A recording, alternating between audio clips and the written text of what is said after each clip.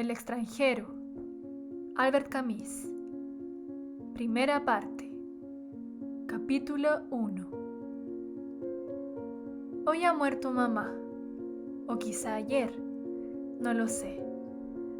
Recibí un telegrama del asilo. Falleció su madre, entierro mañana, sentidas condolencias. Pero no quiere decir nada, quizá haya fallecido ayer. El asilo de ancianos está en Marengo, a 80 kilómetros de Argel. Tomaré el autobús a las 2 y llegaré por la tarde. De esa manera podré velarla y regresaré mañana por la noche. Pedí 2 días de licencia a mi patrón y no pudo negármelos ante una excusa semejante, pero no parecía satisfecho. Llegué a decirle, no es culpa mía. No me respondió. Pensé entonces que no debía haberle dicho eso. Al fin y al cabo, no tenía por qué excusarme. Más bien, le correspondía a él presentarme las condolencias. Pero lo hará sin duda pasado mañana, cuando me vea de luto. Por ahora, es un poco como si mamá no estuviera muerta. Después del entierro, por el contrario, será un asunto archivado y todo habrá adquirido aspecto más oficial. Tomé el autobús a las 2. Hacía mucho calor. Comí en el restaurante de Celeste como de costumbre. Todos se condolieron mucho de mí, y Celeste me dijo, madre hay una sola. Cuando partí, me acompañaron hasta la puerta. Me sentí un poco aturdido, pues fue necesario que subiera hasta la habitación de Manuel para pedirle prestados una corbata negra y un brazal. Él perdió a su tío hace unos meses. Corrí para alcanzar el autobús.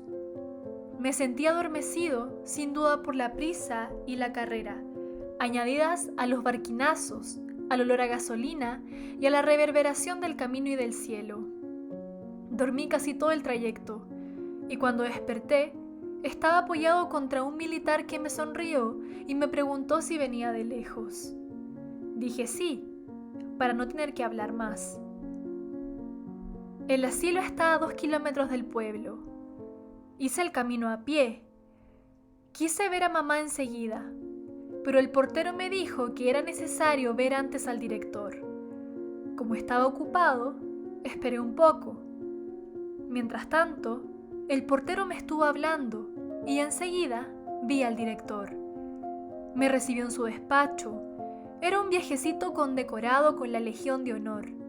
Me miró con sus ojos claros. Después me estrechó la mano y la retuvo tanto tiempo que yo no sabía cómo retirarla. Consultó un legajo y me dijo, la señora de Meursault entró aquí hace 3 años. Usted era su único sostén.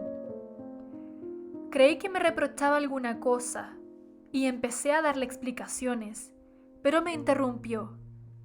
No tiene usted por qué justificarse, hijo mío. He leído el legajo de su madre. Usted no podía subvenir a sus necesidades.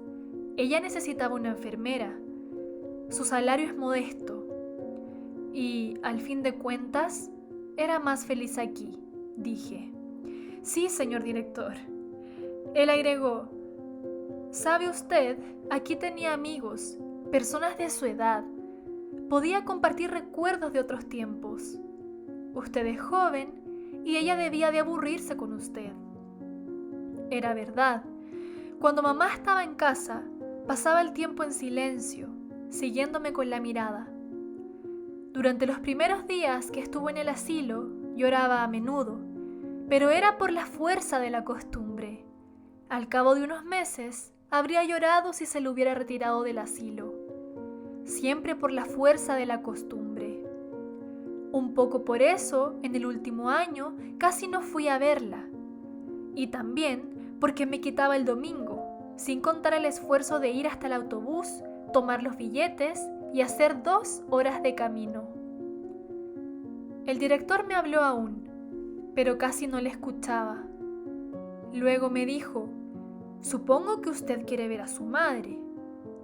Me levanté sin decir nada y salió delante de mí. En la escalera me explicó: la hemos llevado a nuestro pequeño depósito, para no impresionar a los otros. Cada vez que un pensionista muere, los otros se sienten nerviosos durante 2 o 3 días y dificulta el servicio. Atravesamos un patio en donde había muchos ancianos, charlando en pequeños grupos. Callaban cuando pasábamos y reanudaban las conversaciones detrás de nosotros. Hubiérase dicho un sordo parloteo de cotorras. En la puerta de un pequeño edificio, el director me abandonó. Le dejo a usted, señor Meursault. Estoy a su disposición en mi despacho. En principio, el entierro está fijado para las 10 de la mañana. Hemos pensado que así podría usted velar a la difunta. Una última palabra. Según parece, su madre expresó a menudo a sus compañeros el deseo de ser enterrada religiosamente. He tomado a mi cargo hacer lo necesario, pero quería informar a usted. Le di las gracias. Mamá, sin ser atea, jamás había pensado en la religión mientras vivió. Entré. Era una sala muy clara, blanqueada a la cal, con techo de vidrio. Estaba amueblada con sillas y caballetes en forma de X. En el centro de la sala, 2 caballetes sostenían un féretro cerrado con la tapa. Solo se veían los tornillos relucientes, hundidos apenas, destacándose sobre las tapas pintadas de nogalina. Junto al féretro estaba una enfermera árabe, con blusa blanca y un pañuelo de color vivo en la cabeza. En ese momento, el portero entró por detrás de mí. Debió de haber corrido. Tartamudeó un poco. La hemos tapado, pero voy a destornillar el cajón para que usted pueda verla. Se aproximaba al féretro cuando lo paré. Me dijo: ¿No quiere usted? Respondí: no. Se detuvo y yo estaba molesto porque sentía que no debía haber dicho eso. Al cabo de un instante me miró y me preguntó: ¿por qué? Pero sin reproche, como si estuviera informándose. Dije: no sé. Entonces, retorciendo el bigote blanco, declaró sin mirarme: comprendo. Tenía ojos hermosos, azul claro y la tez un poco roja. Me dio una silla y se sentó también, un poco a mis espaldas. La enfermera se levantó y se dirigió hacia la salida. El portero me dijo: tiene un chancro.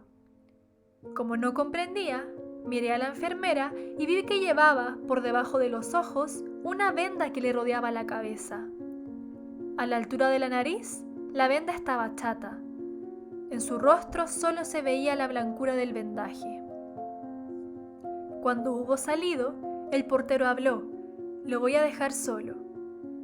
No sé qué ademán hice, pero se quedó de pie detrás de mí. Su presencia a mis espaldas me molestaba. Llenaba la habitación una hermosa luz de media tarde. 2 abejorros zumbaban contra el techo de vidrio y sentía que el sueño se apoderaba de mí. Sin volverme hacia él, dije al portero: ¿hace mucho tiempo que está usted aquí? Inmediatamente respondió: 5 años, como si hubiese estado esperando mi pregunta. Charló mucho enseguida. Se habría quedado muy asombrado si alguien le hubiera dicho que acabaría de portero en el asilo de Marengo. Tenía 64 años y era parisiense. Le interrumpí en ese momento. «Ah, ¿usted no es de aquí?» Luego recordé que antes de llevarme a ver al director me había hablado de mamá. Me había dicho que era necesario enterrarla cuanto antes porque en la llanura hacía calor, sobre todo en esta región. Entonces me había informado que había vivido en París y que le costaba mucho olvidarlo. En París se retiene al muerto 3, a veces 4 días. Aquí no hay tiempo. Todavía no se ha hecho una la idea cuando hay que salir corriendo detrás del coche fúnebre. Su mujer le había dicho: «Cállate, no son cosas para contarle al Señor». El viejo había enrojecido y había pedido disculpas. Yo intervine para decir, pero no. Me pareció que lo que contaba era apropiado e interesante. En el pequeño depósito me informó que había ingresado en el asilo como indigente. Como se sentía válido, se había ofrecido para el puesto de portero. Le hice notar que en resumidas cuentas era pensionista. Me dijo que no. Ya me había llamado la atención la manera que tenía de decir ellos, los otros, y más raramente los viejos, al hablar de los pensionistas, algunos de los cuales no tenían más edad que él, pero naturalmente no era la misma cosa. Él era portero y en cierta medida tenía derechos sobre ellos. La enfermera entró en ese momento. La tarde había caído bruscamente. La noche habíase espesado muy rápidamente sobre el vidrio del techo. El portero oprimió el conmutador y quedé cegado por el repentino resplandor de la luz. Me invitó a dirigirme al refectorio para cenar, pero no tenía hambre. Me ofreció entonces traerme una taza de café con leche. Como me gusta mucho el café con leche, acepté, y un momento después regresó con una bandeja. Bebí. Tuve deseos de fumar, pero dudé, porque no sabía si podía hacerlo delante de mamá. Reflexioné. No tenía importancia alguna. Ofrecí un cigarrillo al portero y fumamos. En un momento dado me dijo, ¿sabe usted? Los amigos de su señora madre van a venir a velarla también. Es la costumbre. Tengo que ir a buscar sillas y café negro. Le pregunté si se podía apagar una de las lámparas.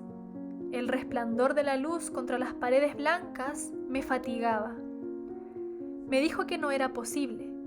La instalación estaba hecha así, o todo o nada. Después no le presté mucha atención. Salió, volvió, dispuso las sillas. Sobre una de ellas apiló tazas en torno de una cafetera.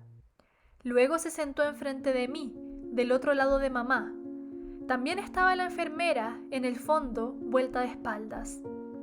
Yo no veía lo que hacía, pero por el movimiento de los brazos me pareció que tejía.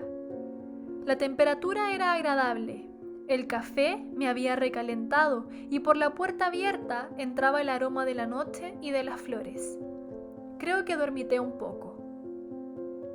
Me despertó un roce. Como había tenido los ojos cerrados, la habitación me pareció aún más deslumbrante de blancura. Delante de mí no había ni la más mínima sombra, y cada objeto, cada ángulo, todas las curvas se dibujaban con una pureza que hería los ojos. En ese momento entraron los amigos de mamá. Eran una decena en total, y se deslizaban en silencio en medio de aquella luz ensellecedora. Se sentaron sin que crujiera una silla. Los veía como no he visto a nadie jamás, y ni un detalle de los rostros o de los trajes se me escapaba. Sin embargo, no los oía, y me costaba creer en su realidad. Casi todas las mujeres llevaban delantal, y el cordón que les ceñía la cintura hacía resaltar aún más sus abultados vientres. Nunca había notado hasta qué punto podían tener vientre las mujeres ancianas. Casi todos los hombres eran flaquísimos y llevaban bastón. Me llamaba la atención no ver los ojos en los rostros, sino solamente un resplandor sin brillo en medio de un nido de arrugas. Cuando se hubieron sentado, casi todos me miraron e inclinaron la cabeza con modestia, los labios sumidos en la boca desdentada, sin que pudiera saber si me saludaban o si se trataba de un tic. Creo más bien que me saludaban. Advertí en ese momento que estaban todos cabeceando, sentados enfrente de mí, en torno del portero. Por un momento tuve la ridícula impresión de que estaban allí para juzgarme. Poco después, una de las mujeres se echó a llorar. Estaba en segunda fila, oculta por una de sus compañeras, y no la veía bien. Lloraba con pequeños gritos, regularmente. Me parecía que no se detendría jamás. Los demás parecían no oírla. Se mostraban abatidos, tristes y silenciosos. Miraban el féretro, o a sus bastones, o a cualquier cosa, pero no miraban a nada más. La mujer seguía llorando. Yo estaba muy asombrado porque no la conocía. Hubiera querido no oírla más. Sin embargo, no me atrevía a decírselo. El portero se inclinó hacia ella y le habló, pero sacudió la cabeza, murmuró algo y continuó llorando con la misma regularidad. El portero vino entonces hacia mi lado. Se sentó cerca de mí. Después de un rato bastante largo, me informó sin mirarme. Estaba muy unida con su señora madre. Dice que era su única amiga aquí y que ahora ya no le queda nadie.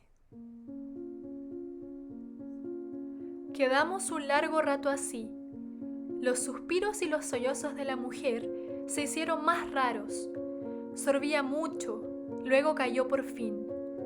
Yo no tenía más sueño, pero me sentía fatigado y me dolía la cintura. Ahora me resultaba penoso el silencio de todas esas gentes. Solo de vez en cuando oía un ruido singular y no podía comprender qué era. A la larga, acabé por adivinar que algunos de los ancianos chupaban el interior de las mejillas y dejaban escapar unos raros chasquidos. Tan absortos estaban en sus pensamientos que ni se daban cuenta.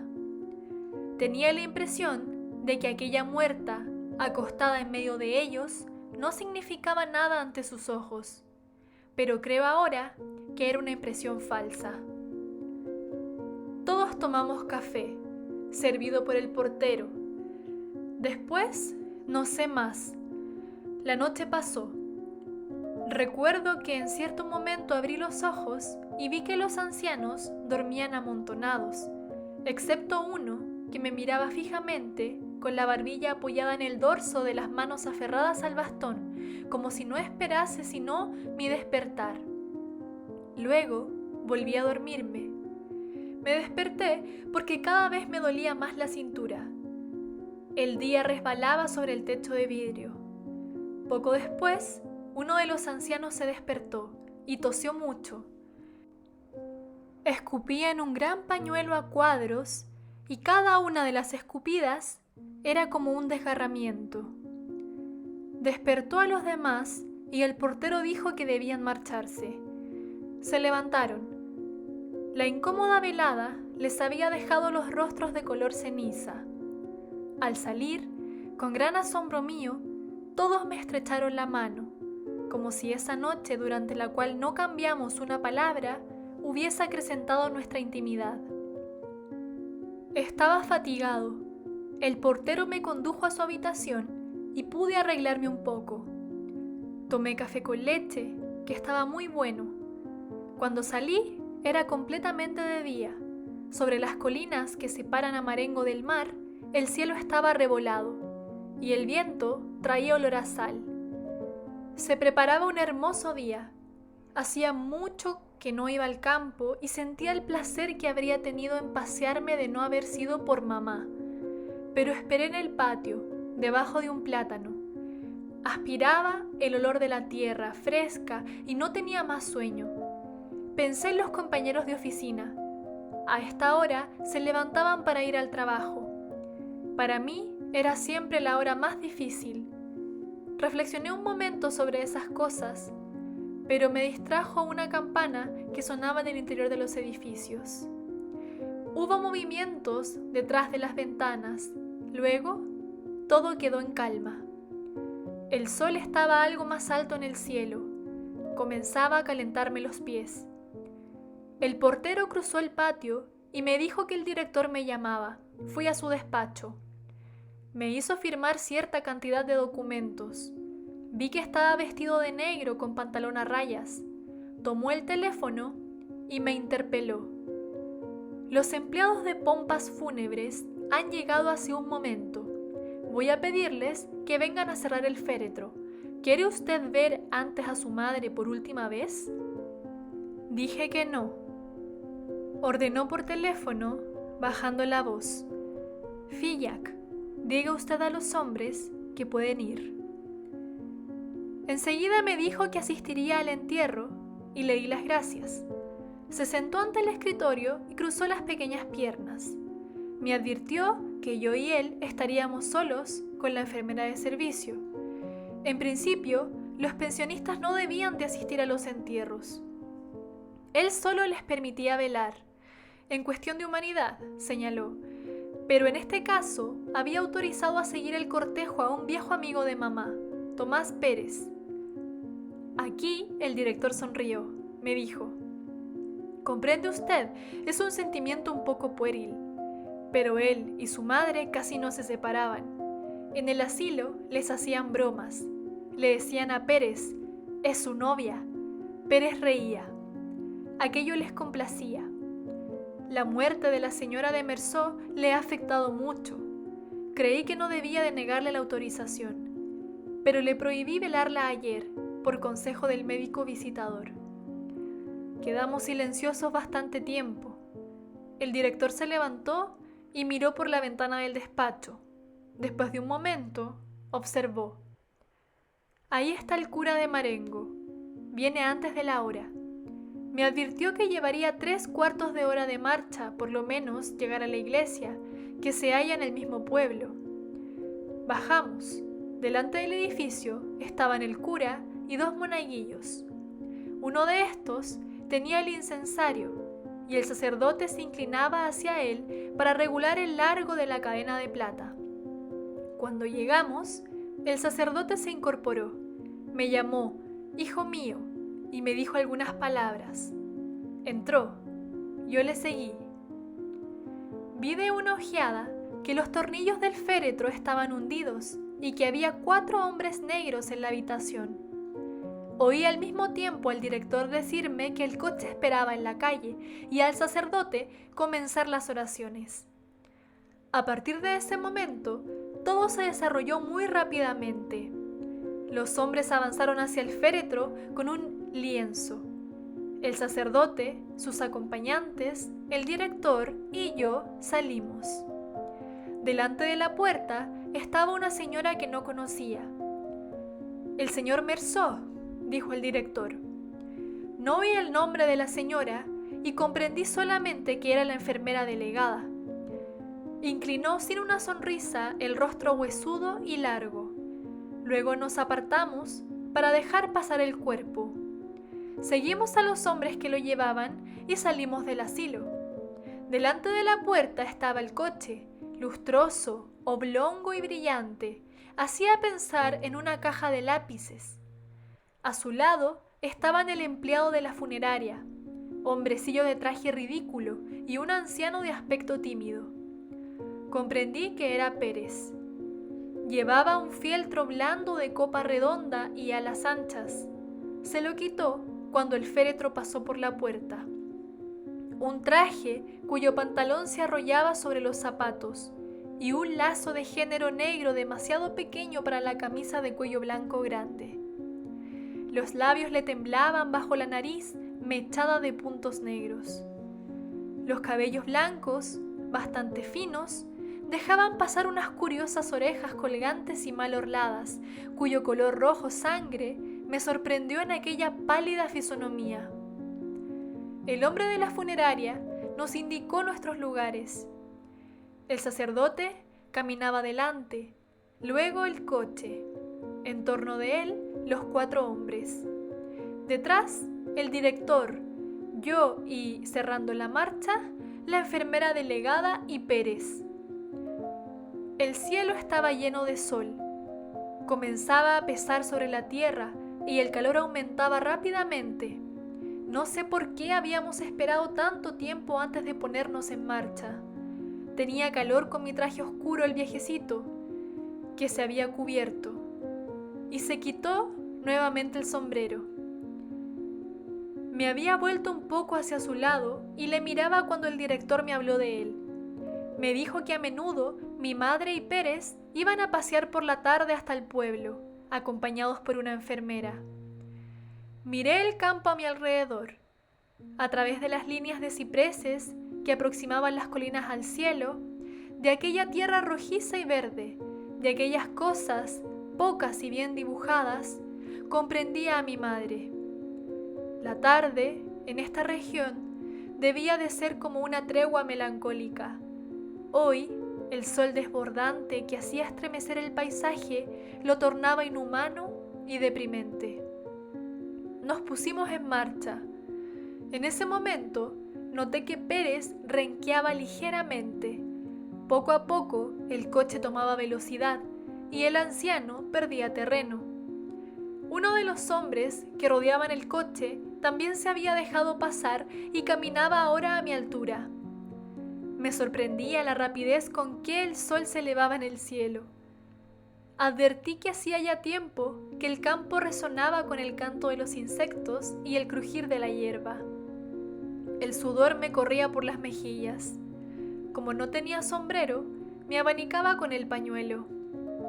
El empleado de pompas fúnebres me dijo entonces algo que no oí. Al mismo tiempo, se enjugaba el cráneo con un pañuelo que tenía en la mano izquierda, mientras que con la derecha levantaba el borde de la gorra. Le dije, ¿cómo? Repitió señalando al cielo. Está sofocante. Dije, sí. Poco después me preguntó, ¿es su madre la que va ahí? Otra vez dije, sí. ¿Era vieja? Respondí, más o menos, pues no sabía la edad exacta. Enseguida se calló. Me di vuelta y vi al viejo Pérez a unos 50 metros detrás de nosotros. Se apresuraba columpiando el sombrero al vaivén del brazo. Miré también al director. Caminaba con mucha dignidad, sin un gesto inútil. Algunas gotas de sudor le perlaban la frente, pero no las enjugaba. Me pareció que el cortejo marchaba un poco más deprisa. A mi alrededor continuaba siempre el mismo campo luminoso colmado de sol. El resplandor del cielo era insostenible. En un momento dado, pasamos por una parte del camino que había sido arreglada recientemente. El sol había hecho estallar el alquitrán. Los pies se hundían en él y dejaban abierta su carne brillante. Por encima del coche, la galera luciente del cochero parecía haber sido amasada con ese fango negro. Yo estaba un poco perdido entre el cielo azul y blanco y la monotonía de aquellos colores negro viscoso del alquitrán abierto, negro opaco de las ropas, negro lustroso del coche. Todo esto, el sol, el olor del cuero y del estiércol del coche, el del barniz y el del incienso, y la fatiga de una noche de insomnio, me turbaba la mirada y las ideas. Me volví una vez más. Pérez me pareció muy lejos, perdido en una nube de calor. Luego, no lo divisé más. Lo busqué con la mirada y vi que había dejado el camino y tomado a campo traviesa. Comprobé también que el camino doblaba delante de mí. Comprendí que Pérez, que conocía la región, cortaba campo para alcanzarnos. Al dar la vuelta, se nos había reunido. Luego lo perdimos. Volvió a tomar a campo traviesa y así varias veces. Yo sentía la sangre que me golpeaba en las sienes. Todo ocurrió enseguida con tanta precipitación, certidumbre y naturalidad que no recuerdo nada más. Solo una cosa. A la entrada del pueblo, la enfermera delegada me habló. Tenía una voz singular que no correspondía a su rostro, una voz melodiosa y trémula. Me dijo, si uno anda despacio, corre el riesgo de una insolación. Pero si anda demasiado aprisa, transpira y en la iglesia pesca un resfriado. Tenía razón, no había escapatoria. Todavía retengo algunas imágenes de aquel día. Por ejemplo, el rostro de Pérez cuando se nos reunió cerca del pueblo por última vez. Gruesas lágrimas de nerviosidad y de pena le chorreaban por las mejillas. Pero las arrugas no las dejaban caer. Se extendían, se juntaban y formaban un barniz de agua sobre el rostro marchito. Hubo también la iglesia y los aldeanos en las aceras, los geranios rojos en las tumbas del cementerio, el desvanecimiento de Pérez, habríase dicho un títere dislocado, la tierra color de sangre que rodaba sobre el féretro de mamá, la carne blanca de las raíces que se mezclaban, gente aún, voces, el pueblo, la espera delante de un café, el incesante ronquido del motor, y mi alegría cuando el autobús entró en el nido de luces de Argel y pensé que iba a acostarme y a dormir durante 12 horas. Capítulo 2. Cuando me desperté, comprendí por qué el patrón tenía aspecto descontento cuando le pedí los 2 días de licencia. Hoy es sábado. Por decirlo así, lo había olvidado, pero se me ocurrió la idea al levantarme. Naturalmente, el patrón pensó que con el domingo tendría 4 días de licencia, y eso no podía gustarle. Pero, por una parte, no es culpa mía que hayan enterrado a mamá ayer en vez de hoy, y por otra parte, hubiera tenido el sábado y el domingo de todos modos. Por supuesto, esto no me impide comprender a mi patrón. Me costó levantarme porque la jornada de ayer me había cansado. Mientras me afeitaba me pregunté qué podía hacer y resolví ir a bañarme. Tomé el tranvía para ir al establecimiento de baños del puerto. Allí me zambullí en la entrada. Había muchos jóvenes. En el agua encontré a María Cardona, antigua dactilógrafa de mi oficina, a la que había deseado en otro tiempo. Creo que ella también. Pero se había marchado poco después y no tuvimos ocasión. La ayudé a subir a una balsa y rocé sus senos en ese movimiento. Yo estaba todavía en el agua cuando ella ya se había colocado boca abajo sobre la balsa. Se volvió hacia mí. Tenía los cabellos sobre los ojos y reía. Me hice a su lado sobre la balsa. El tiempo estaba espléndido y, como bromeando, dejé ir la cabeza hacia atrás y la posé sobre su vientre. No dijo nada y quedé así. Me daba en los ojos todo el cielo azul y dorado. Bajo la nuca sentía latir suavemente el vientre de María. Nos quedamos largo rato sobre la balsa, medio dormidos. Cuando el sol estuvo demasiado fuerte, se zambulló y la seguí. La alcancé, pasé la mano alrededor de su cintura y nadamos juntos. Ella reía siempre. En el muelle, mientras nos secábamos, me dijo: «Soy más morena que tú». Le pregunté si quería ir al cine esa noche. Volvió a reír y me dijo que quería ver una película de Fernandel. Cuando nos hubimos vestido, pareció muy asombrada al verme con corbata negra y me preguntó si estaba de luto. Le dije que mamá había muerto. Como quiso saber cuándo, respondí: ayer. Se estremeció un poco, pero no dijo nada. Estuve a punto de decirle que no era mi culpa, pero me detuve porque pensé que ya lo había dicho a mi patrón. Todo esto no significaba nada. De todos modos, uno siempre es un poco culpable. Por la noche María había olvidado todo. La película era graciosa a ratos y luego demasiado tonta, en verdad. Ella apretaba su pierna contra la mía. Yo le acariciaba los senos. Hacia el fin de la función, la besé, pero mal. Al salir vino a mi casa.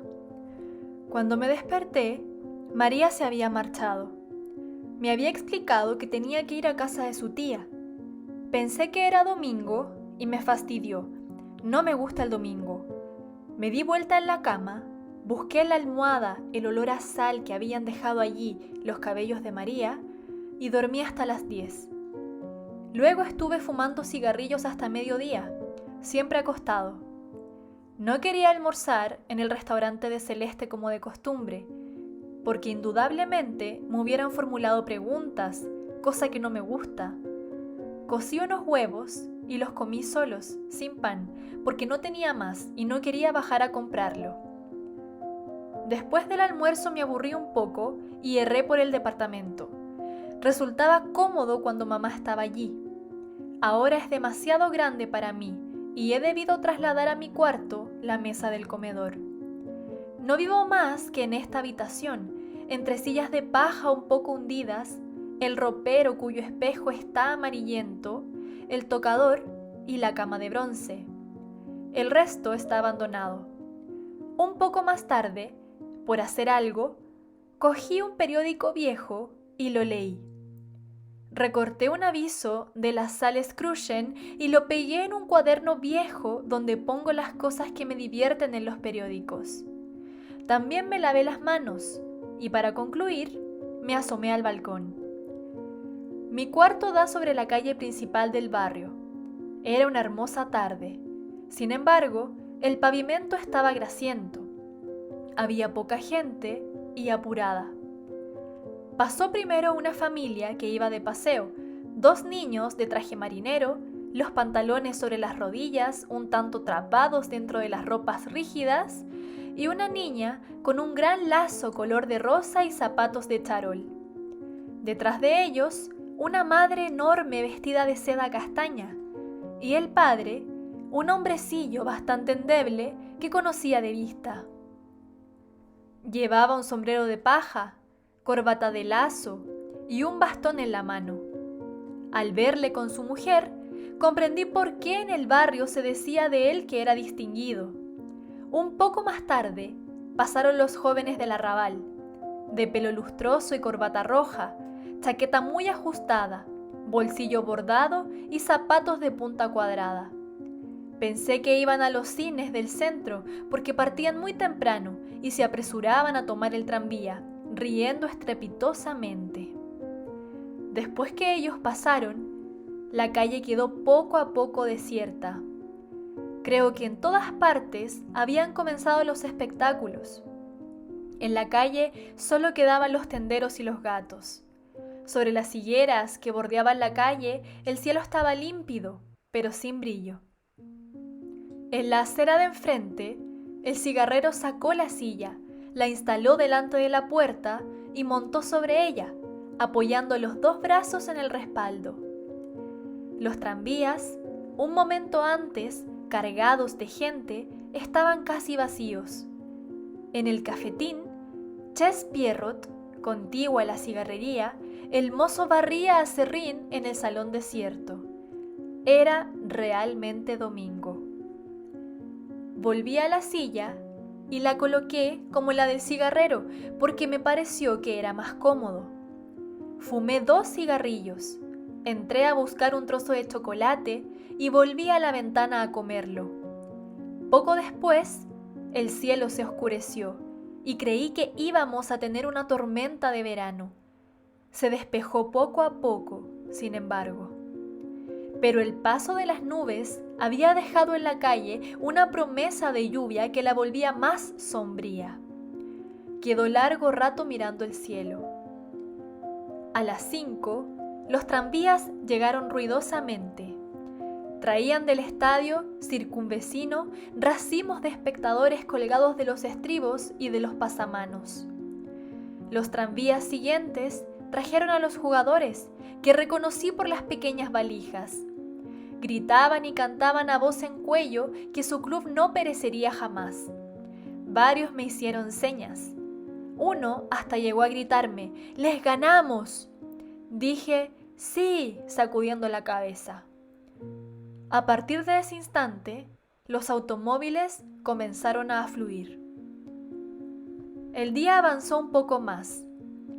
El cielo enrojeció sobre los techos, y con la tarde que caía, las calles se animaron.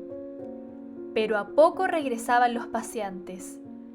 Reconocí al señor distinguido en medio de otros. Los niños lloraban o se dejaban arrastrar. Casi enseguida, los cines del barrio volcaron sobre la calle una marea de espectadores. Los jóvenes tenían gestos más resueltos que de costumbre, y pensé que habían visto una película de aventuras.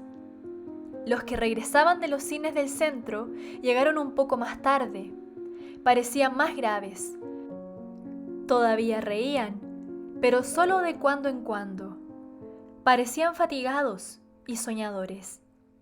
Se quedaron en la calle, yendo y viniendo por la acera de enfrente. Las jóvenes del barrio andaban tomadas del brazo, en cabeza. Los muchachos se habían arreglado para cruzarse con ellas y les lanzaban piropos de los que ellas reían volviendo la cabeza. Varias que yo conocía me hicieron señas. Las lámparas de la calle se encendieron bruscamente e hicieron palidecer las primeras estrellas que surgían en la noche. Sentía fatigárseme los ojos mirando las aceras con su cargamento de hombres y de luces. Las lámparas hacían relucir el piso grasiento y, con intervalos regulares, los tranvías volcaban sus reflejos sobre los cabellos brillantes, una sonrisa o una pulsera de plata. Poco después, con los tranvías más escasos y la noche ya oscura sobre los árboles y las lámparas, el barrio se vació insensiblemente hasta que el primer gato atravesó lentamente la calle de nuevo desierta. Pensé entonces que era necesario comer. Me dolía un poco el cuello por haber estado tanto tiempo apoyado en el respaldo de la silla. Bajé a comprar pan y pastas. Cociné y comí de pie. Quise fumar aún un cigarrillo en la ventana, pero sentí un poco de frío. Eché los cristales y al volverme vi por el espejo un extremo de la mesa en el que estaban juntos la lámpara de alcohol y unos pedazos de pan. Pensé que, después de todo, era un domingo de menos, que mamá estaba ahora enterrada, que iba a reanudar el trabajo y que, en resumen, nada había cambiado. Capítulo 3. Hoy trabajé mucho en la oficina. El patrón estuvo amable. Me preguntó si no estaba demasiado cansado y quiso saber también la edad de mamá. Dije alrededor de los 60, para no equivocarme, y no sé por qué pareció quedar aliviado y considerar que era un asunto concluido. Sobre mi mesa se apilaba un montón de conocimientos y tuve que examinarlos todos. Antes de abandonar la oficina para ir a almorzar, me lavé las manos. Me gusta mucho ese momento a mediodía. Por la tarde encuentro menos placer porque la toalla sin fin que utilizamos está completamente húmeda. Ha servido durante toda la jornada. Un día se lo hice notar al patrón.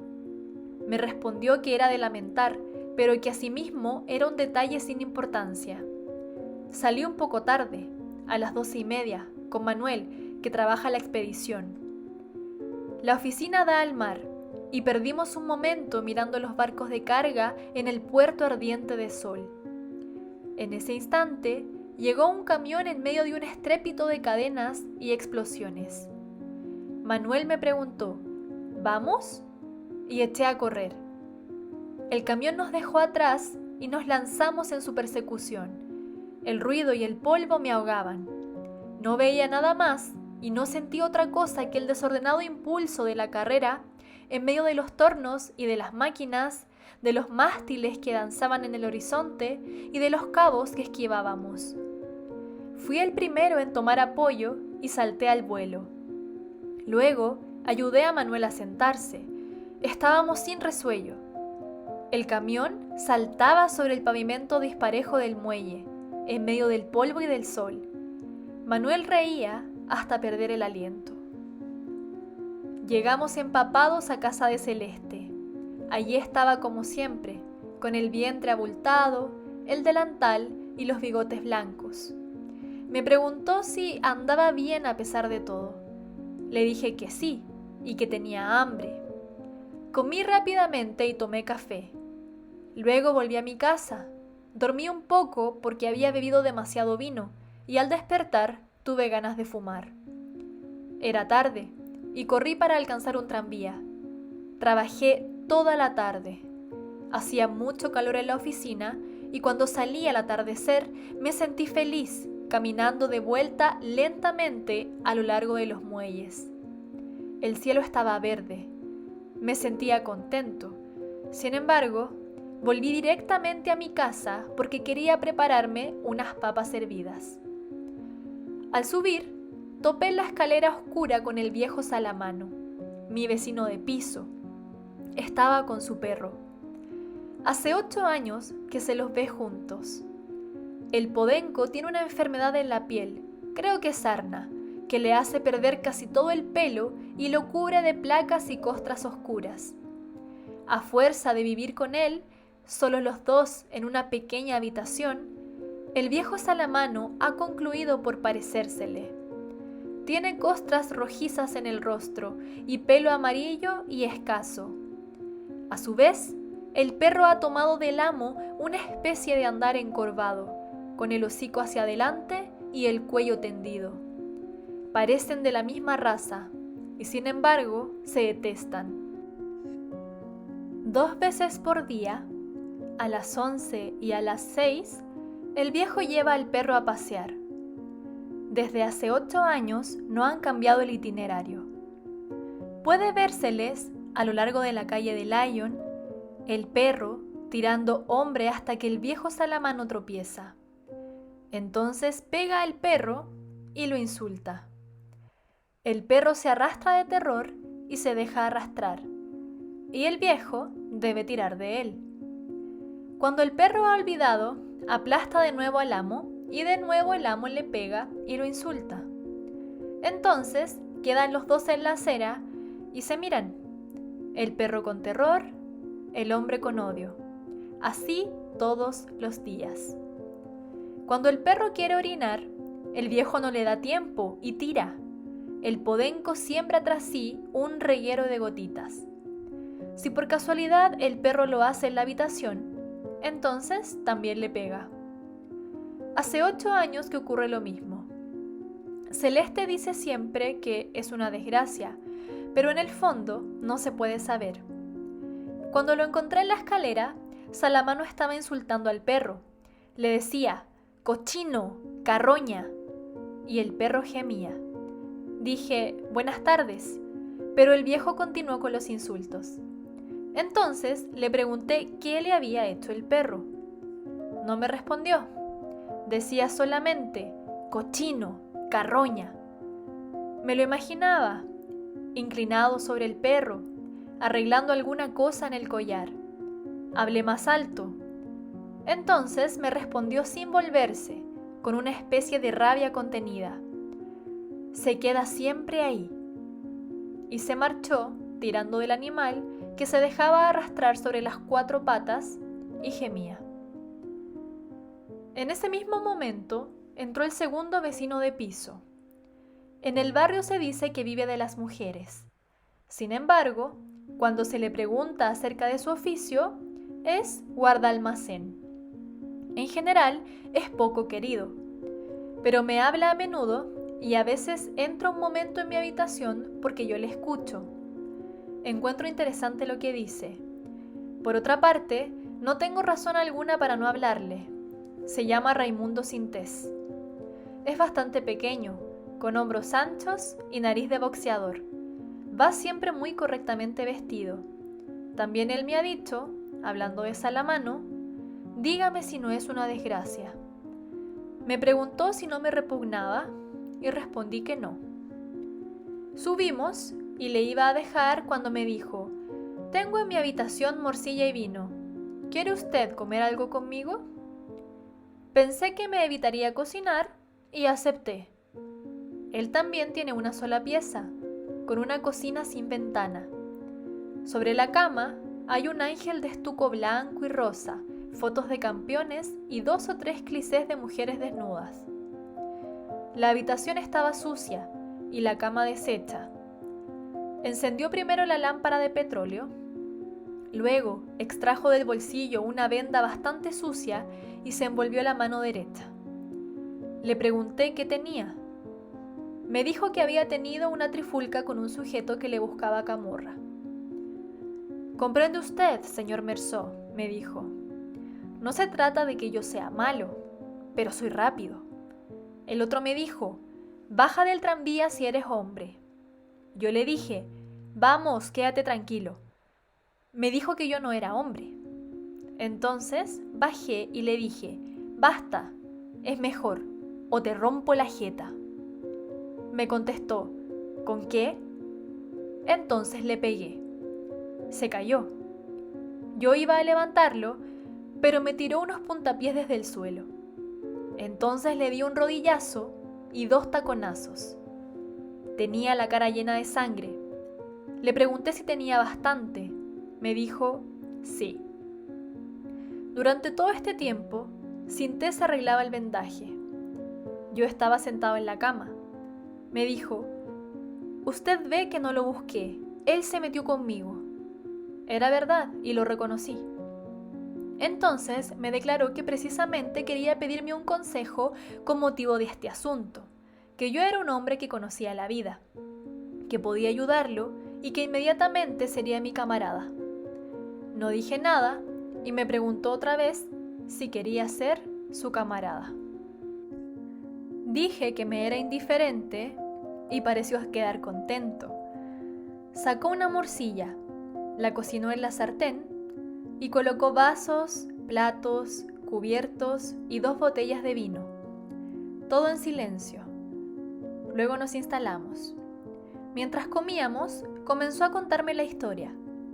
Al principio vacilaba un poco. Conocí a una señora. Para decir verdad, era mi amante. El hombre con quien se había peleado era el hermano de esa mujer. Me dijo que la había mantenido. No contesté nada y sin embargo se apresuró a añadir que sabía lo que se decía en el barrio, pero que tenía su conciencia limpia y que era guardalmacén. Pero volviendo a mi historia, me dijo, me di cuenta de que me engañaba. Le daba lo necesario para vivir, pagaba el alquiler de la habitación y le daba 20 francos por día para el alimento, 300 francos por la pieza, 600 francos por el alimento, un par de medias de vez en cuando. Esto sumaba 1000 francos y la señora no trabajaba, pero me decía que era poco, que no le alcanzaba con lo que le daba. Sin embargo, yo le decía, ¿por qué no trabajas mediodía? Me ayudarías para todas las cosas chicas. Este mes te he comprado un conjunto, te pago 20 francos por día, te pago el alquiler y tú lo que haces es tomar café por las tardes con tus amigas. Tú les das el café y el azúcar, yo te doy el dinero. Me he portado bien contigo y tú me correspondes mal. Pero no trabajaba, decía que no le alcanzaba y así me di cuenta de que había engaño. Me contó entonces que le había encontrado un billete de lotería en el bolso sin que ella pudiera explicarle cómo lo había comprado. Poco después, encontró en casa de ella una papeleta del Monte de Piedad, prueba de que había empeñado 2 pulseras.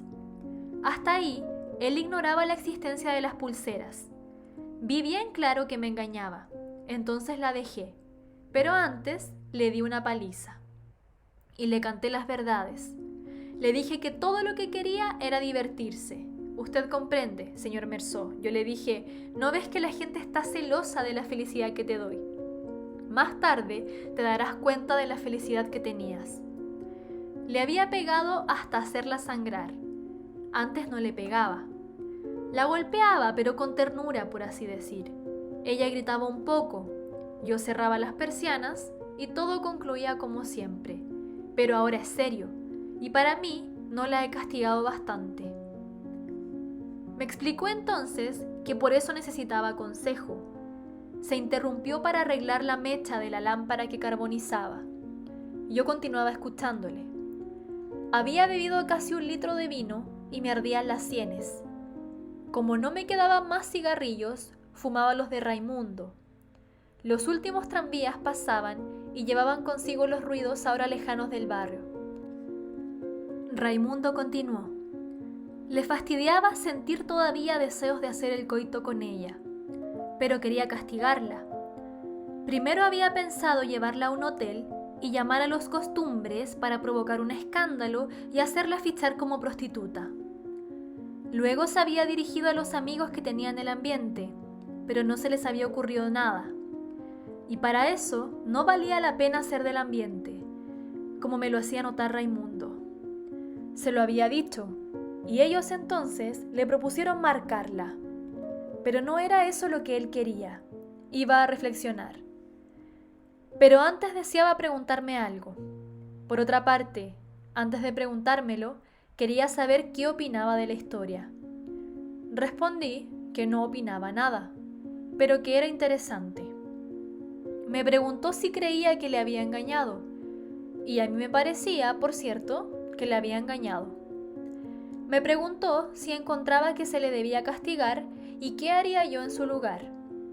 Le dije que era difícil saber, pero comprendí que quisiera castigarla. Bebí todavía un poco de vino. Encendió un cigarrillo y me descubrió su idea. Quería escribirle una carta, con patadas y al mismo tiempo cosas para hacerla arrepentir. Después, cuando regresara, se acostaría con ella y justo en el momento de acabar, le escupiría en la cara y la echaría a la calle. Me pareció que, en efecto, de ese modo quedaría castigada. Pero Raimundo me dijo que no se sentía capaz de escribir la carta adecuada y que había pensado en mí para redactarla. Como no dijera nada, me preguntó si me molestaría hacerlo enseguida y respondí que no. Bebió un vaso de vino y se levantó.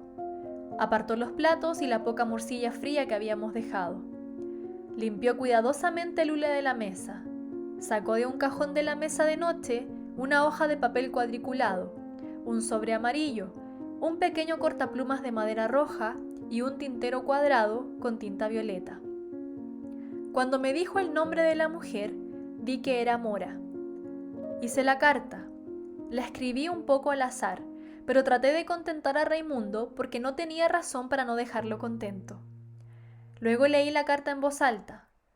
Me escuchó fumando y asintiendo con la cabeza y me pidió que la releyera. Quedó enteramente contento. Me dijo, sabía que tú conocías la vida. Al principio no advertí que me tuteaba. Solo cuando me declaró, ahora eres un verdadero camarada, me llamó la atención. Repitió la frase y dije, sí.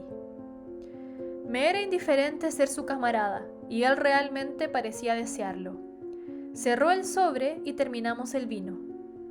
Luego quedamos un momento fumando sin decir nada. Afuera todo estaba en calma y oímos deslizarse un auto que pasaba. Dije, es tarde. Raimundo pensaba lo mismo. Hizo notar que el tiempo pasaba rápidamente y en cierto sentido era verdad. Tenía sueño, pero me costaba levantarme. Debía de tener aspecto fatigado porque Raimundo me dijo que no había que dejarse abatir. En el primer momento no comprendí. Me explicó entonces que se había enterado de la muerte de mamá, pero que era una cosa que debía de llegar un día u otro. Era lo que yo pensaba. Me levanté. Raimundo me estrechó la mano con fuerza y me dijo que entre hombres siempre acaba uno por entenderse.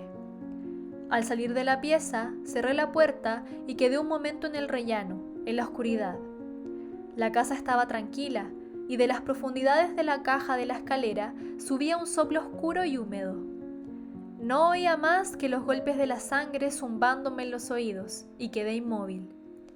Pero en la habitación del viejo Salamano, el perro gimió sordamente. Capítulo 4. Trabajé mucho toda la semana. Raimundo vino y me dijo que había enviado la carta. Fui 2 veces al cine con Manuel, que nunca comprende lo que sucede en la pantalla. Siempre hay que darle explicaciones. Ayer era sábado y María vino, como habíamos convenido. La deseé mucho porque tenía un lindo vestido de rayas rojas y blancas y sandalias de cuero.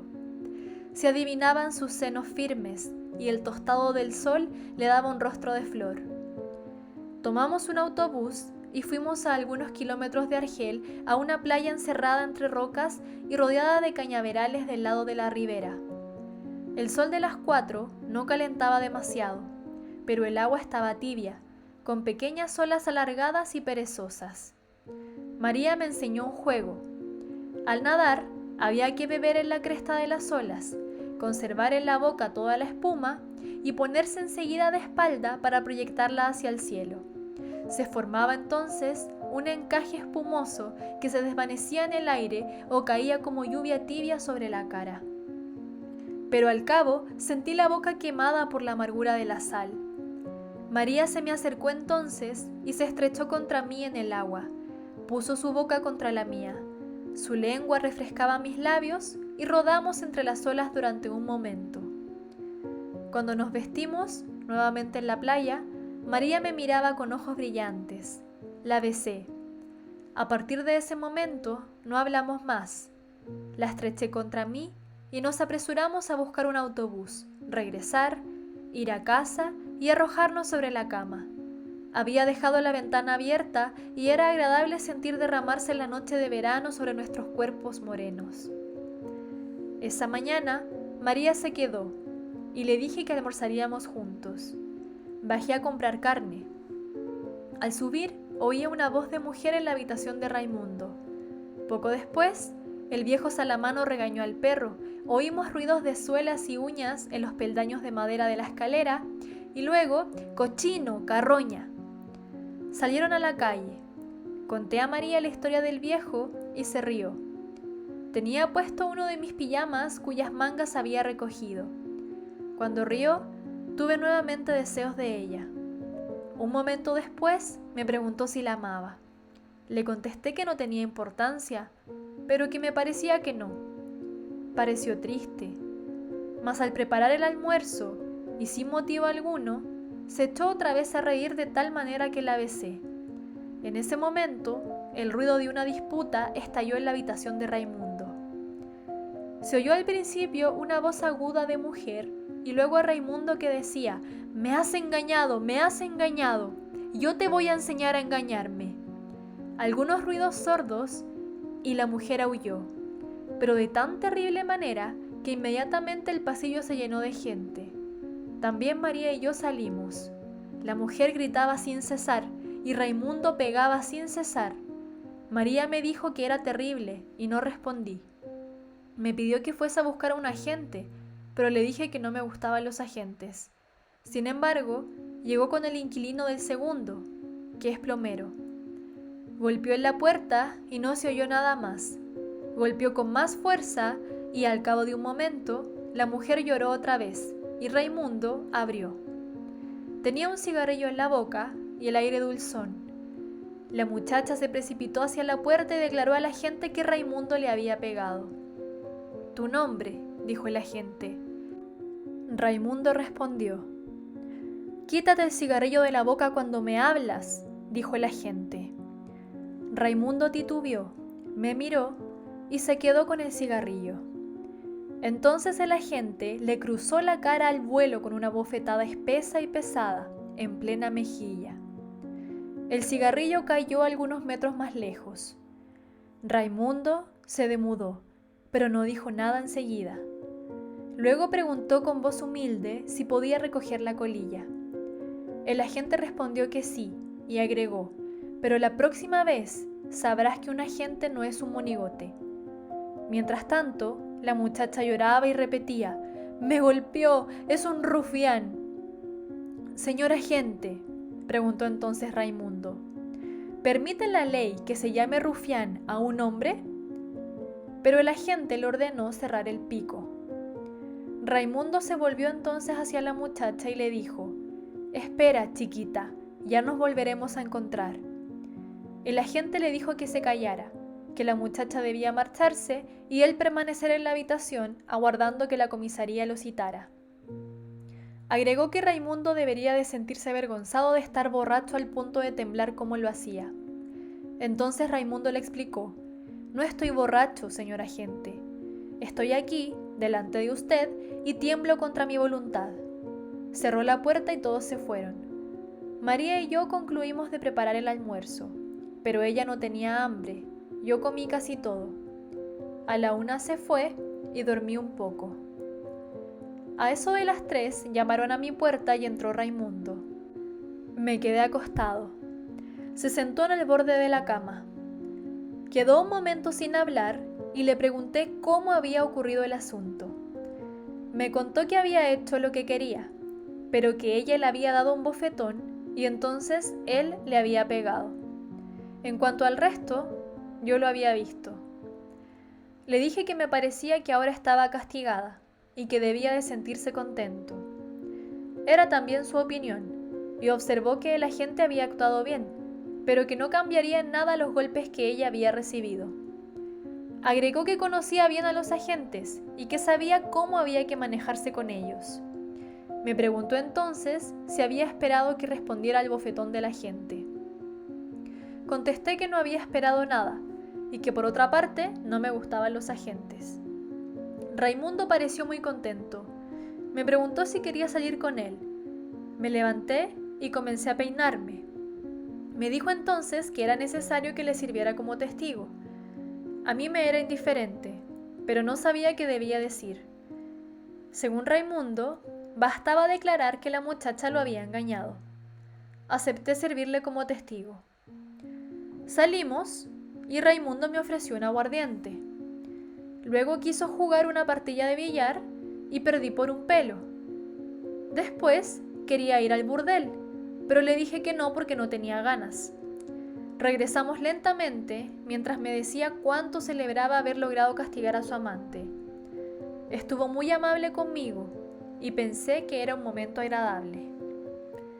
Desde lejos divisé en el umbral de la puerta al viejo Salamano, que tenía aspecto agitado.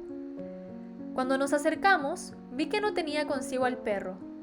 Miraba para todos lados, se volvía sobre sí mismo, trataba de perforar la oscuridad del pasillo, mascullaba palabras sueltas y volvía a escudriñar la calle con los ojillos enrojecidos. Cuando Raimundo le preguntó qué le sucedía, no respondió inmediatamente. Oí vagamente que murmuraba, «cochino, carroña», y continuaba agitándose. Le pregunté dónde estaba el perro. Bruscamente me respondió que se había marchado. Luego, de golpe, habló con volubilidad. Lo llevé al campo de maniobras como de costumbre. Había mucha gente en torno de los kioscos de saltimbanquis. Me detuve a mirar, el rey de la evasión, y cuando quise seguir no estaba más allí. Hace tiempo que estaba por comprarle un collar menos grande, pero jamás hubiera creído que esa carroña pudiera marcharse así. Raimundo le explicó entonces que el perro podía haberse perdido y que iba a volver. Le citó ejemplos de perros que habían hecho decenas de kilómetros para encontrar a su amo. A pesar de todo, el viejo pareció más agitado. Pero ellos lo agarrarán, ¿comprende usted? Si por lo menos alguien lo recogiera. Pero no es posible, da asco a todo el mundo con las costras. Los agentes lo agarrarán, es seguro. Le dije entonces que debía ir a la perrera y que se lo devolverían mediante el pago de algunos derechos. Me preguntó si los derechos serían elevados. Yo no lo sabía. Entonces montó en cólera. ¿Dar dinero por esa carroña? ¡Ah, que reviente! Y se puso a insultarlo.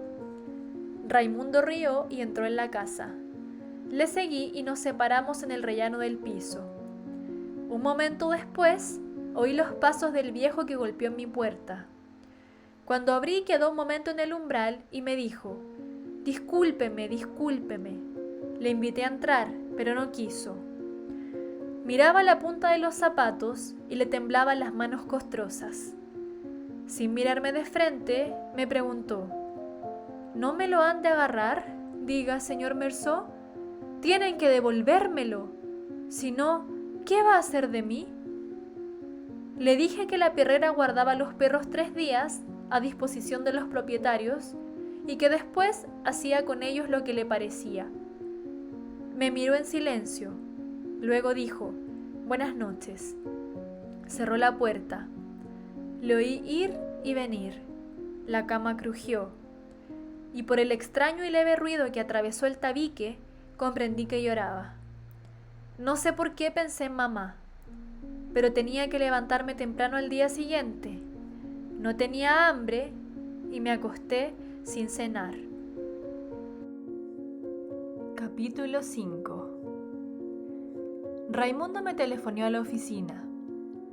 Me dijo que uno de sus amigos, a quien le había hablado de mí, me invitaba a pasar el día del domingo en su cabañuela, cerca de Argel. Contesté que me gustaría mucho ir, pero que había prometido dedicar el día a una amiga. Raimundo me dijo enseguida que también la invitaba a ella. La mujer de su amigo se sentiría muy contenta de no hallarse sola en medio de un grupo de hombres. Quise cortar enseguida, porque sé que al patrón no le gusta que nos telefoneen de afuera. Pero Raimundo me pidió que esperase y me dijo que hubiera podido transmitirme la invitación por la noche, pero que quería advertirme de otra cosa. Había sido seguido todo el día por un grupo de árabes, entre los cuales se encontraba el hermano de su antigua amante. Si lo ves cerca de casa, avísame. Dije que quedaba convenido. Poco después, el patrón me hizo llamar, y en el primer momento me sentí molesto porque pensé que iba a decirme que telefoneara menos y trabajara más, pero no era nada de eso. Me declaró que iba a hablarme de un proyecto todavía muy vago. Quería solamente tener mi opinión sobre el asunto. Tenía la intención de instalar una oficina en París, que trataría directamente en esa plaza sus asuntos con las grandes compañías y quería saber si estaría dispuesto a ir. Ello me permitiría vivir en París y también viajar una parte del año. Usted es joven y me parece que es una vida que debe de gustarle. Dije que sí, pero que en el fondo me era indiferente. Me preguntó entonces si no me interesaba un cambio de vida. Respondí que nunca se cambia de vida, que en todo caso todas valían igual y que la mía aquí no me disgustaba en absoluto. Se mostró descontento. Me dijo que siempre respondía con evasivas, que no tenía ambición y que eso era desastroso en los negocios.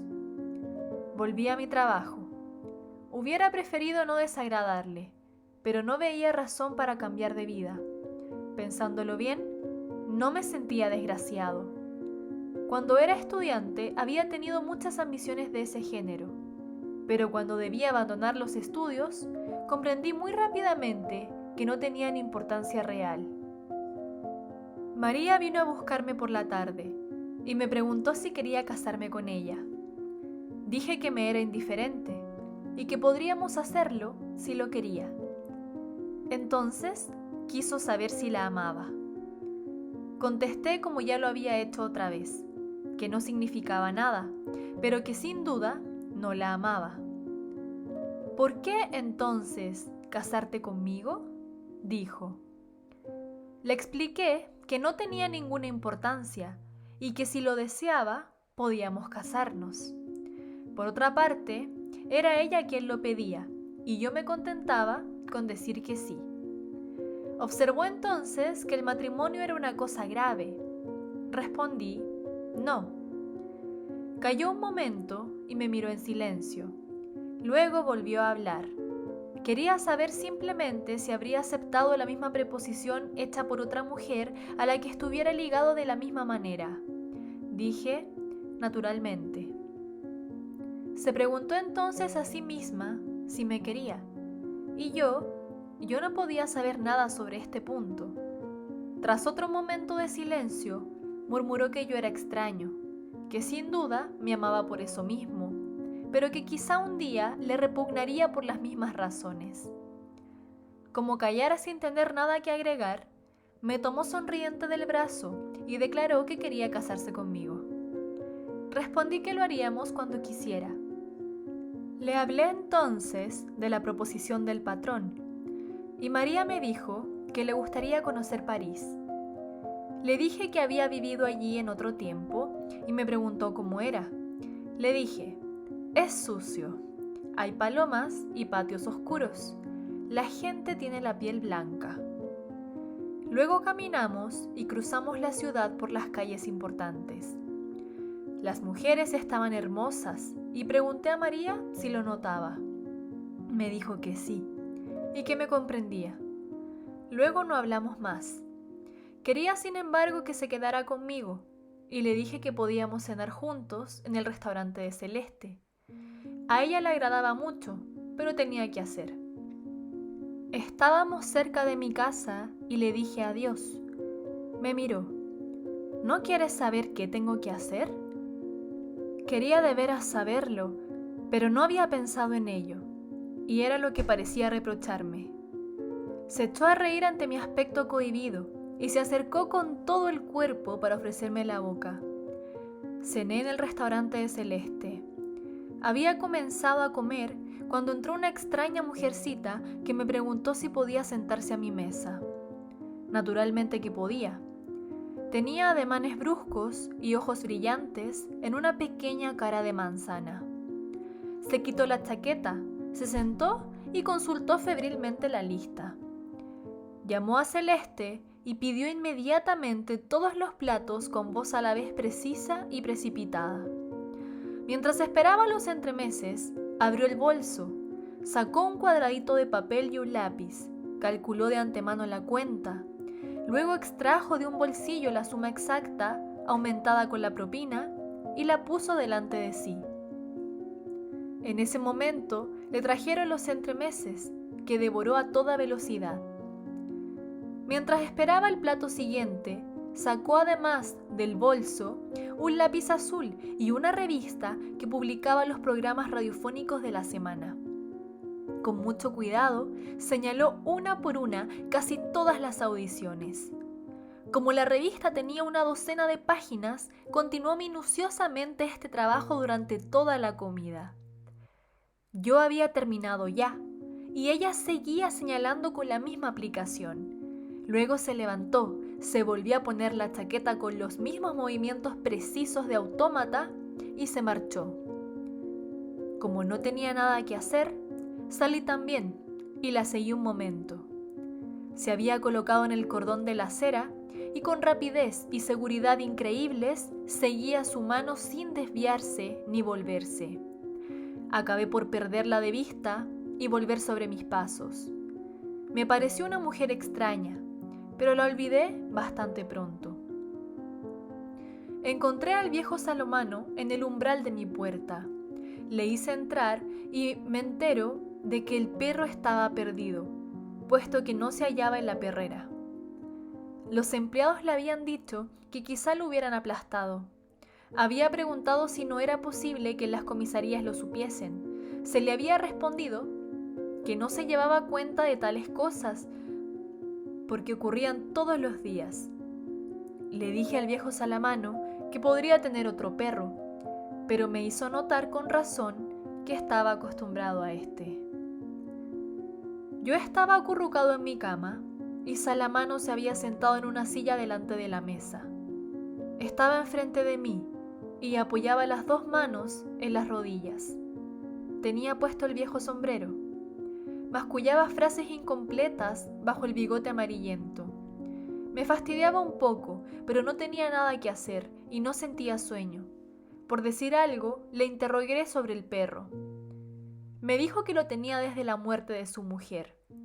Se había casado bastante tarde. En su juventud tuvo intención de dedicarse al teatro. En el regimiento representaba en las zarzuelas militares, pero había entrado finalmente en los ferrocarriles y no lo lamentaba porque ahora tenía un pequeño retiro. No había sido feliz con su mujer, pero en conjunto se había acostumbrado a ella. Cuando murió, se había sentido muy solo. Entonces había pedido un perro a un camarada del taller y había recibido aquel, apenas recién nacido. Había tenido que alimentarlo con mamadera, pero como un perro vive menos que un hombre, habían concluido por ser viejos al mismo tiempo. Tenía mal carácter, me dijo Salamano. De vez en cuando nos tomábamos del pico, pero a pesar de todo, era un buen perro. Dije que era de buena raza y Salamano se mostró satisfecho. Y eso, agregó, que usted no lo conoció antes de la enfermedad. El pelo era lo mejor que tenía. Todas las tardes y todas las mañanas desde que el perro tuvo aquella enfermedad de la piel, Salamano le ponía una pomada. Pero según él, su verdadera enfermedad era la vejez, y la vejez no se cura. Bostecé, y el viejo Salamano me anunció que iba a marcharse. Le dije que podía quedarse y que lamentaba lo que había sucedido al perro. Me lo agradeció. Me dijo que mamá quería mucho al perro. Al referirse a ella, la llamaba su pobre madre. Suponía que debía de sentirme muy desgraciado desde que mamá murió, pero no respondí nada. Me dijo entonces, muy rápidamente y con aire molesto, que sabía que en el barrio me habían juzgado mal porque había puesto a mi madre en el asilo, pero él me conocía y sabía que quería mucho a mamá. Respondí, aún no sé por qué, que hasta ese instante ignoraba que se me juzgase mal a este respecto, pero que el asilo me había parecido una cosa natural desde que no tenía bastante dinero para cuidar a mamá. Por otra parte, agregué, hacía mucho tiempo que no tenía nada que decirme y que se aburría sola. Sí, me dijo, y en el asilo por lo menos se hacen compañeros. Luego se disculpó, quería dormir. Su vida había cambiado ahora y no sabía exactamente qué iba a hacer. Por primera vez, desde que le conocía, me tendió la mano con gesto furtivo y sentí las escamas de su piel. Sonrió levemente y antes de partir me dijo, espero que los perros no ladrarán esta noche. Siempre me parece que es el mío.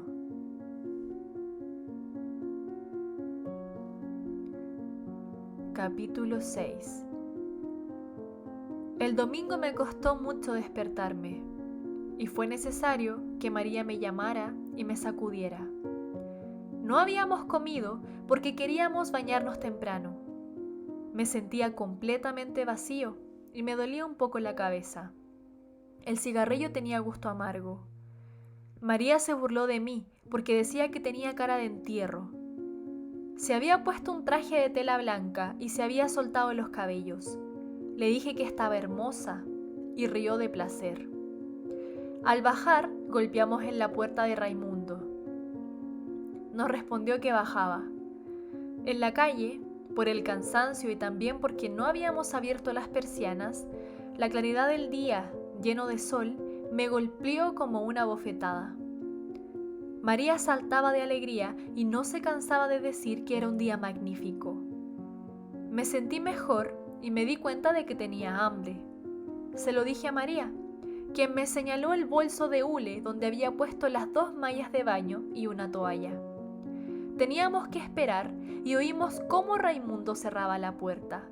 Llevaba pantalones azules y camisa blanca de manga corta, pero se había puesto sombrero de paja, lo que hizo reír a María, y sus antebrazos eran muy blancos debajo del vello oscuro.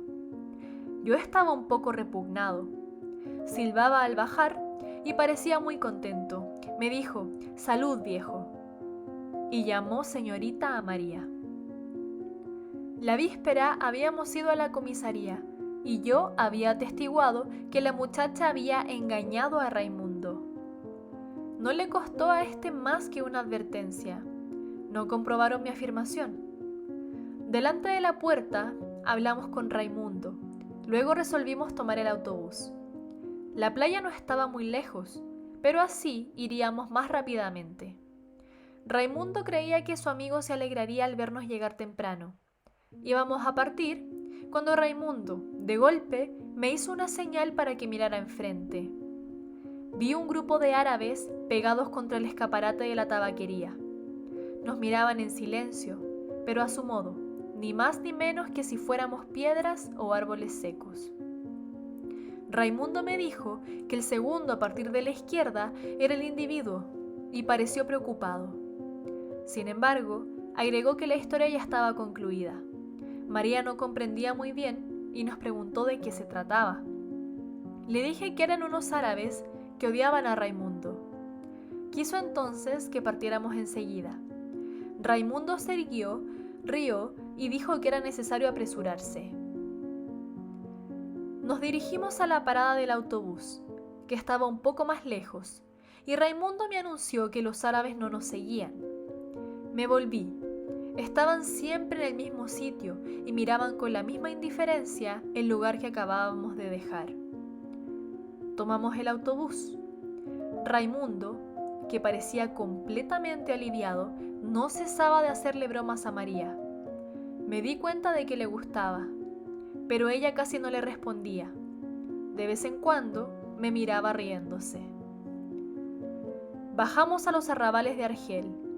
La playa no queda lejos de la parada del autobús, pero tuvimos que cruzar una pequeña meseta que domina el mar y que baja luego hacia la playa. Estaba cubierta de piedras amarillentas y de asfódelos blanquísimos que se destacaban en el azul ya firme del cielo. María se entretenía en deshojar las flores, golpeándolas con el bolso de hule. Caminamos entre filas de pequeñas casitas de cercos verdes o blancos, algunas hundidas con sus corredores bajo los tamarindos, otras desnudas en medio de las piedras. Desde antes de llegar al borde de la meseta, podía verse el mar inmóvil y más lejos un cabo soñoliento y macizo en el agua clara. Un ligero ruido de motor se elevó hasta nosotros en el aire calmo y vimos, muy lejos, un pequeño barco pescador que avanzaba imperceptiblemente por el mar deslumbrante. María recogió algunos lirios de roca. Desde la pendiente que bajaba hacia el mar, vimos que había ya bañistas en la playa.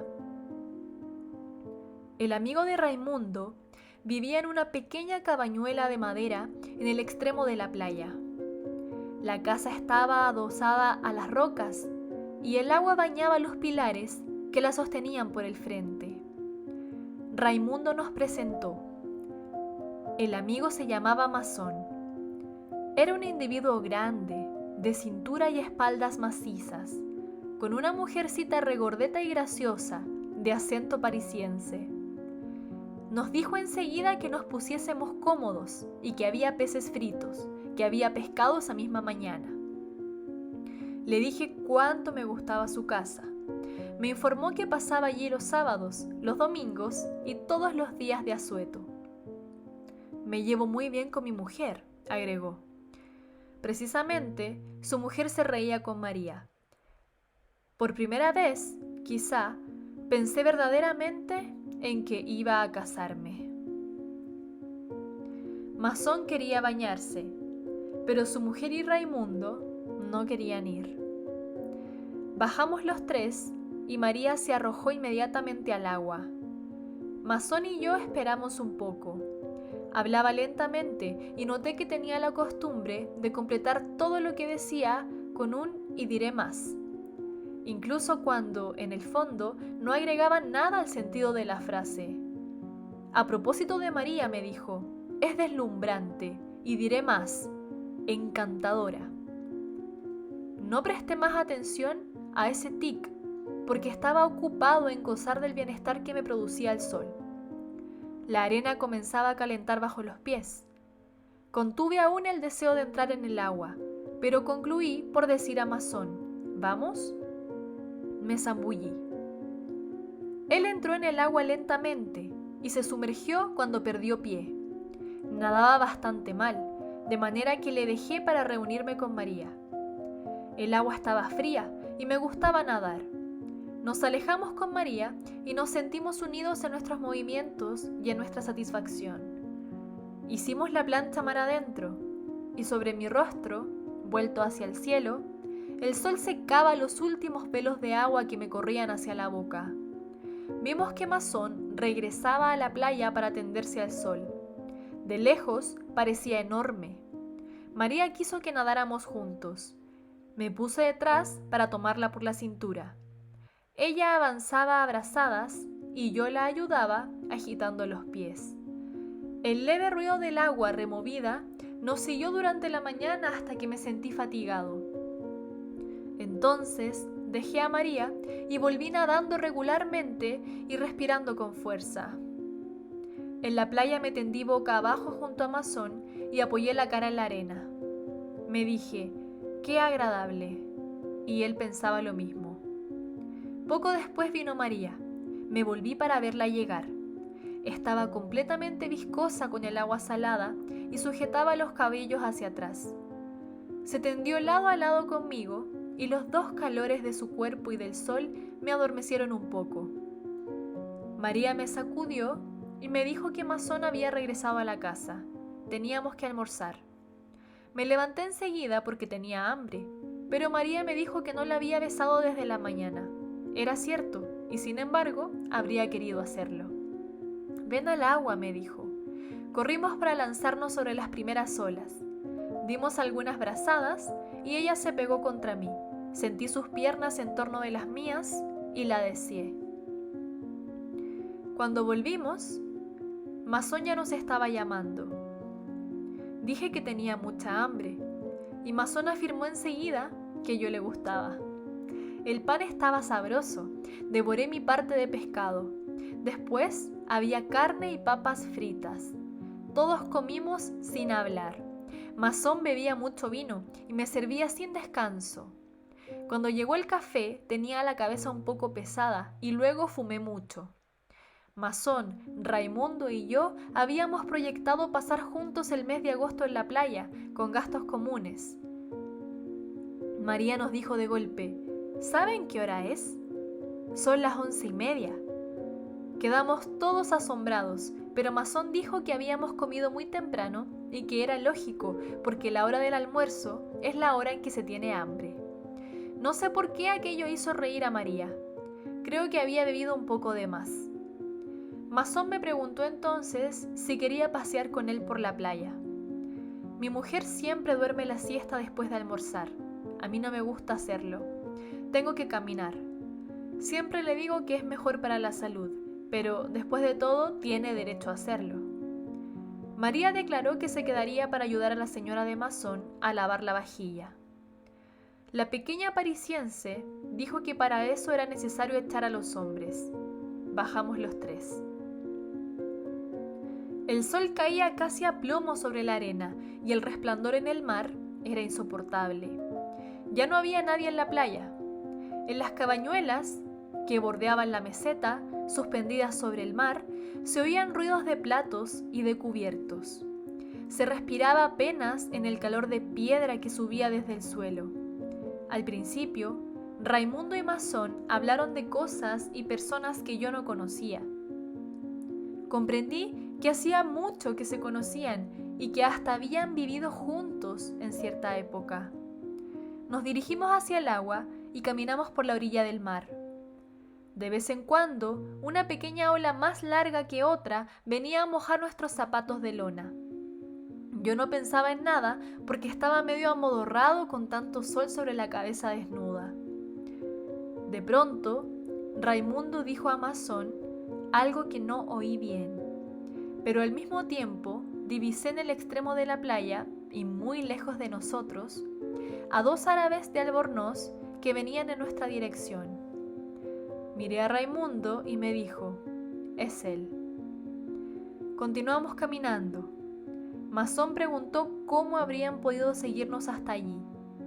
Pensé que debían de habernos visto tomar el autobús con el bolso de playa, pero no dije nada. Los árabes avanzaban lentamente y estaban ya mucho más próximos. Nosotros no habíamos cambiado nuestro paso, pero Raimundo dijo: «Si hay gresca, tú, Masón, tomas al segundo. Yo me encargo de mi individuo.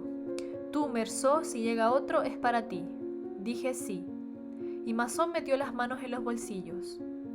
La arena recalentada me parecía roja ahora. Avanzamos con paso parejo hacia los árabes. La distancia entre nosotros disminuyó regularmente. Cuando estuvimos a algunos pasos unos de otros, los árabes se detuvieron. Masón y yo habíamos disminuido el paso. Raimundo fue directamente hacia el individuo. No pude oír bien lo que le dijo, pero el otro hizo ademán de darle un cabezazo. Raimundo golpeó entonces por primera vez y llamó enseguida a Masón. Masón fue hacia aquel que se le había designado y golpeó 2 veces con todas sus fuerzas. El otro se desplomó en el agua con la cara hacia el fondo y quedó algunos segundos así mientras las burbujas rompían en la superficie en torno de su cabeza. Raimundo había golpeado también al mismo tiempo, y el otro tenía el rostro ensangrentado. Raimundo se volvió hacia mí y dijo: «Vas a ver lo que va a cobrar», le grité. «¡Cuidado, tiene cuchillo!». Pero Raimundo tenía ya el brazo abierto y la boca tajeada. Masón dio un salto hacia adelante, pero el otro árabe se había levantado y se había colocado detrás del que estaba armado. No nos atrevimos a movernos. Retrocedimos lentamente sin dejar de mirarnos y de tenernos a raya con el cuchillo. Cuando vieron que tenían bastante campo, huyeron rápidamente mientras nosotros quedamos clavados bajo el sol y Raimundo se apretaba el brazo que goteaba sangre. Masón dijo inmediatamente que había un médico que pasaba los domingos en la meseta. Raimundo quiso ir enseguida, pero cada vez que hablaba, la sangre de la herida le formaba burbujas en la boca. Le sostuvimos y regresamos a la cabañuela lo más pronto posible. Allí Raimundo dijo que las heridas eran superficiales y que podía ir hasta la casa del médico. Se marchó con Masón y me quedé para explicar a las mujeres lo que había ocurrido. La señora de Masón lloraba y María estaba muy pálida. A mí me molestaba darles explicaciones. Acabé por callarme y fumé mirando el mar. Hacia la 1:30, Raimundo regresó con Masón. Tenía el brazo vendado y un esparadrapo en el rincón de la boca. El médico le había dicho que no era nada, pero Raimundo tenía aspecto muy sombrío. Masón trató de hacerle reír, pero no hablaba más. Cuando dijo que bajaba a la playa, le pregunté a dónde iba. Me respondió que quería tomar aire. Masón y yo dijimos que íbamos a acompañarle. Entonces montó en cólera y nos insultó. Masón declaró que no había que contrariarle, pero de todos modos le seguí. Caminamos mucho tiempo por la playa. El sol estaba ahora abrasador. Se rompía en pedazos sobre la arena y sobre el mar.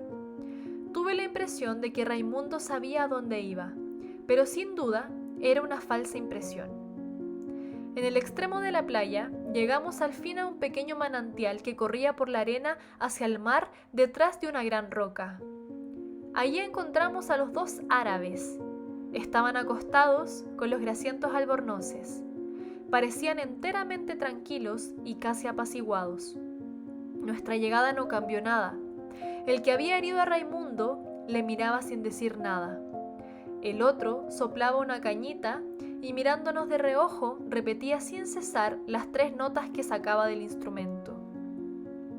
Durante todo este tiempo no hubo otra cosa más que el sol y el silencio con el leve ruido del manantial y las 3 notas. Luego Raimundo echó mano al revólver del bolsillo, pero el otro no se movió y continuaron mirándose. Noté que el que tocaba la flauta tenía los dedos de los pies muy separados. Sin quitar los ojos de su adversario, Raimundo me preguntó: ¿lo tumbo? Pensé que si le decía que no, se excitaría y seguramente tiraría. Me limité a decirle: todavía no te he hablado, sería feo tirar así. En medio del silencio y del calor, se oyó aún el leve ruido del agua y de la flauta.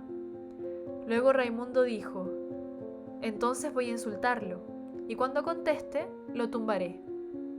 Le respondí: así es, pero si no saca el cuchillo, no puedes tirar.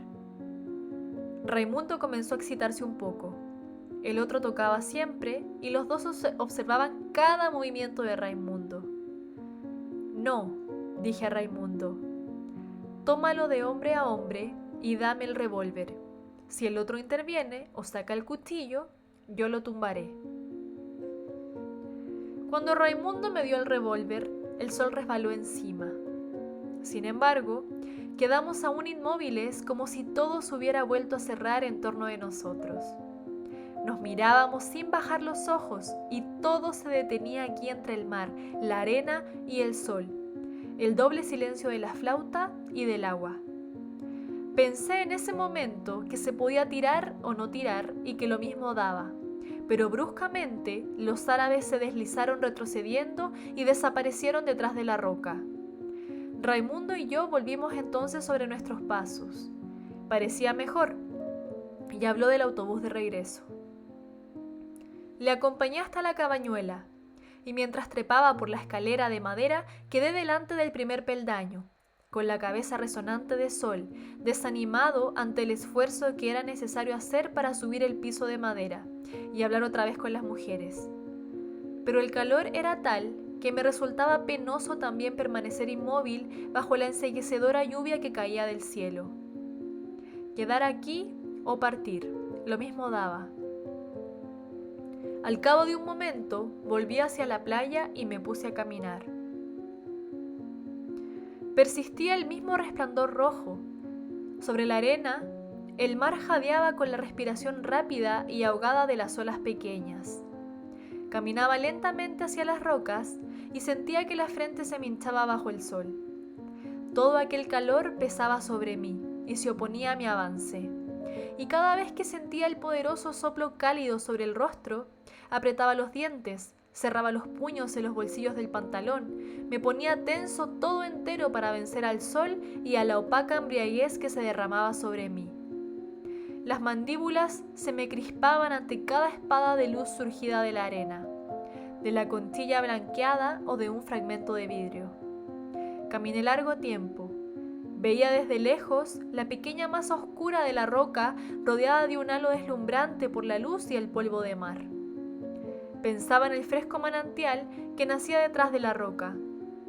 Tenía deseos de oír de nuevo el murmullo del agua, deseos de huir del sol, del esfuerzo y de los llantos de mujer, deseos, en fin, de alcanzar la sombra y su reposo. Pero cuando estuve más cerca, vi que el individuo de Raimundo había vuelto. Estaba solo. Reposaba sobre la espalda, con las manos bajo la nuca, la frente en la sombra de la roca, todo el cuerpo al sol. El albornoz humeaba en el calor. Quedé un poco sorprendido. Para mí era un asunto concluido, y había llegado allí sin pensarlo. No bien me vio, se incorporó un poco y puso la mano en el bolsillo. Yo, naturalmente, empuñé el revólver de Raimundo en mi chaqueta. Entonces se dejó caer de nuevo hacia atrás, pero sin retirar la mano del bolsillo. Estaba bastante lejos de él, a una decena de metros. Adivinaba su mirada por instantes entre los párpados entornados, pero más a menudo su imagen danzaba delante de mis ojos en el aire inflamado. El ruido de las olas parecía aún más perezoso, más inmóvil que a mediodía. Era el mismo sol, la misma luz sobre la misma arena que se prolongaba aquí. Hacía ya 2 horas que el día no avanzaba, 2 horas que había echado el ancla en un océano de metal hirviente. En el horizonte pasó un pequeño navío y hube de adivinar de reojo la mancha oscura porque no había cesado de mirar al árabe. Pensé que me bastaba dar media vuelta y todo quedaría concluido. Pero toda una playa vibrante de sol apretábase detrás de mí. Di algunos pasos hacia el manantial. El árabe no se movió. A pesar de todo, estaba todavía bastante lejos. Parecía reírse, quizá por el efecto de las sombras sobre el rostro. Esperé. El ardor del sol me llegaba hasta las mejillas y sentí las gotas de sudor amontonárseme en las cejas. Era el mismo sol del día en que había enterrado a mamá, y como entonces, sobre todo me dolían la frente y todas las venas juntas bajo la piel. Impelido por este ardor que no podía soportar más, hice un movimiento hacia adelante. Sabía que era estúpido, que no iba a librarme del sol desplazándome un paso, pero di un paso, un solo paso hacia adelante. Y esta vez, sin levantarse, el árabe sacó el cuchillo y me lo mostró bajo el sol. La luz se inyectó en el acero y era como una larga hoja centelleante que me alcanzara en la frente. En el mismo instante, el sudor amontonado en las cejas corrió de golpe sobre mis párpados y los recubrió con un velo tibio y espeso. Tenía los ojos ciegos detrás de esta cortina de lágrimas y de sal. No sentía más que los címbalos del sol sobre la frente e, indiscutiblemente, la refulgente lámina surgida del cuchillo siempre delante de mí. La espada ardiente me roía las cejas y me penetraba en los ojos doloridos. Entonces todo vaciló. El mar cargó un soplo espeso y ardiente. Me pareció que el cielo se abría en toda su extensión para dejar que lloviera fuego. Todo mi ser se distendió y crispé la mano sobre el revólver. El gatillo cedió. Toqué el vientre pulido de la culata y allí, con el ruido seco y ensordecedor, todo comenzó. Sacudí el sudor y el sol. Comprendí que había destruido el equilibrio del día, el silencio excepcional de una playa en la que había sido feliz. Entonces, tiré aún 4 veces sobre un cuerpo inerte en el que las balas se hundían sin que se notara. Y era como 4 breves golpes que daba en la puerta de la desgracia.